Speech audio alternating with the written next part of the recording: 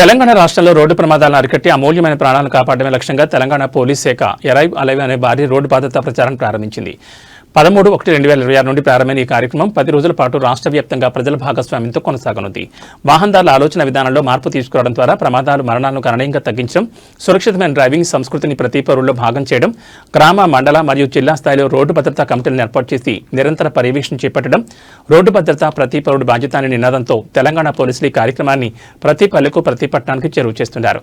ప్రజలందరూ పోలీసులకు సహకరించి నిబంధనలు పాటించి క్షేమంగా తమ గమ్యస్థానాలకు చేరుకోవాలని పోలీస్ శాఖ విజ్ఞప్తి చేస్తోంది.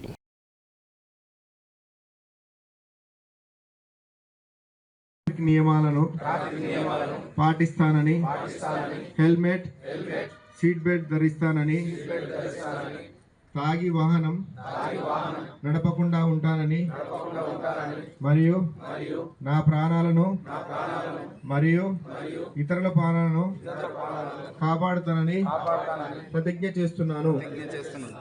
జై హింద్.